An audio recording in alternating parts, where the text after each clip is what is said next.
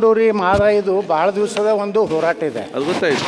ಇದರ ಸಲುವಾಗಿನೇ ಗೋಳಿಬಾರಾಗಿ ಒಂದು ಸರ್ಕಾರ ಸಹ ಪತನ ಆಗ್ಲಿಕ್ಕೆ ಕಾರಣ ಆಗಿದೆ. ಅದಕ್ಕೆ ಕೇಂದ್ರ ಸರ್ಕಾರ ರಾಜ್ಯ ಸರ್ಕಾರದ ಸ್ಪಷ್ಟವಾದಂಥ ನಿಲುವು ಹೇಳಬೇಕು. ಸುಮ್ಮನೆ ಅವ್ರ ಮೇಲೆ ಇವ್ರು ಹಾಕೋದು ಇವ್ರ ಮೇಲೆ ಹಾಕೋದ್ರಿಂದ ಪರಿಹಾರ ಸಿಗುವುದಿಲ್ಲ. ರಾಜ್ಯ ಸರ್ಕಾರದವ್ರು ಹೇಳ್ತಾರೆ ಅಲ್ಲಿ ಫಾರೆಸ್ಟ್ ಆ್ಯಂಡ್ ಎನ್ವೈರ್ಮೆಂಟ್ದವ್ರು ಅಡ್ಡ ಹಾಕ್ಯಾರ್ತೇಳಿ. ಈಗ ಬೆಲ್ಲದವ್ರು ಹೇಳಿದ್ರು ಇಲ್ಲಿ ವಕೀಲರು ಸರಿಯಾಗಿ ಅದನ್ನು ಇದು ಮಾಡಿ. ಅದಕ್ಕೆ ನಾವು ಮಾನ್ಯ ಉಪಮುಖ್ಯಮಂತ್ರಿ ಕೇಳೋದೇನೆಂದರೆ ಕರ್ನಾಟಕ ಸರ್ಕಾರದ ಈ ಒಂದು ಯೋಜನೆ ಬಗ್ಗೆ ಸ್ಪಷ್ಟವಾದ ನಿಲುವು ಏನು. ಮಾನ್ಯ ನಮ್ಮ ಏನು ಕೋನ್ ರೆಡ್ಡಿ ಅವರು ಹೇಳಿದಾರಲ್ಲ ಸರ್ವಪಕ್ಷ ಪ್ರಧಾನಮಂತ್ರಿಗಳನ್ನು ಮನವೊಲಿಸಿ ಈ ಒಂದು ಯೋಜನೆ ಮುಗಿಯುವಂತೆ ಮಾಡಬೇಕು.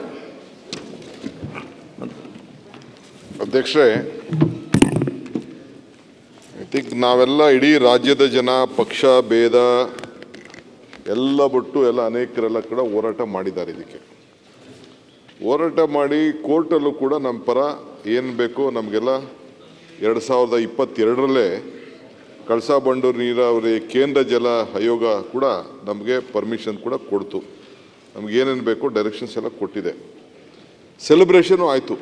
ಬಹುಶಃ ಎಲ್ಲ MLAಗಳೆಲ್ಲ ಸೇರಿ ಧಾರವಾಡಲ್ಲಿ ಹುಬ್ಳಿ ಧಾರವಾಡಲ್ಲಿ ವಿಜಯೋತ್ಸವ ಕೂಡ ಆಚರಣೆ ಮಾಡಿದ್ರು. ಇದಾಗೋಗ್ತಿದೆ ಅಂತ ಆಗೋದ ತಕ್ಷಣ 9/1/2003ರಲ್ಲಿ ಅವನು ಗೋವಾ ವಾರ್ಡನ್ ಅಂತೆ ಚೀಫ್ ವೈಲ್ಡರ್ ಮಾಡೋರು ನಮ್ಮ ಸರ್ಕಾರಕ್ಕೆ ಶೋಕಾಸ್ ನೋಟಿಸ್ ಕೊಡ್ತಾನೆ. I don't know how he has powers to issue.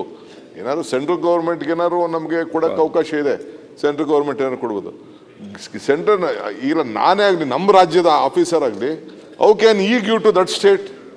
ನೀವು ಈ ಥರ ಏನು ಮಾಡೋಕ್ಕೆ ಹೋಗ್ಬಿಡಿ, ನೀವು ಇವತ್ತು ಸೆಲೆಬ್ರೇಷನ್ ಮಾಡಿಬಿಟ್ಟಿದ್ದೀರಿ, ನಿಮಗೆ ಕೋರ್ಟ್ ಆರ್ಡರ್ ಆದ ತಕ್ಷಣ ನೀವು ಮುಟ್ಟಕ್ಕೆ ಹೋಗ್ಬಿಡಿ ಅಂತ ಕೊಟ್ಟಿದ್ದಾರೆ.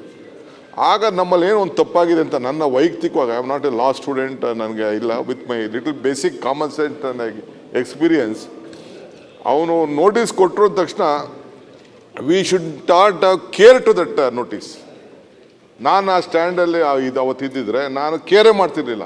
ಅವನು ಯಾರ ನೀನು ಯಾರಯ್ಯ ನನಗೆ ಕೊಡೋಕ್ಕೆ ನೋಟಿಸು, ಕೋರ್ಟ್ ಕೊಡಬೇಕು ಅಂತ. ಈ ಮಧ್ಯದಲ್ಲಿ ಅವ್ರು ಹೇಳ್ದಂಗೆ ಕೋರ್ಟ್ಗೆ ಹೋಗ್ಬಿಟ್ಟಿದ್ದಾರೆ, ಸುಪ್ರೀಂ ಕೋರ್ಟ್ಗೆ ಹೋಗಿದ್ದಾರೆ. ನಾನು ಮೊನ್ನೆ ಹೋಗಿ 4 ಸತಿ ನಾನು ಯಾದವ್ ಅವ್ರನ್ನ ಮೀಟ್ ಮಾಡಿದ್ದೀನಿ. I know him personally is A very good man, ಈ ಪಾಸಿಟಿವ್.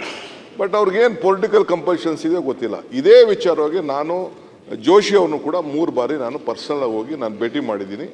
ಅವ್ರಿಗೂ ರಿಕ್ವೆಸ್ಟ್ ಮಾಡ್ಕೊಂಡು ಈಗೂ 23-24 ಒಳಗೆ ಯಾವಾಗಾರು ಒಂದಿನ ಬನ್ನಿ ಅಂತ ಕೂಡ ಟೈಮ್ ಕೊಟ್ಟಿದ್ದಾರೆ. That is A different question.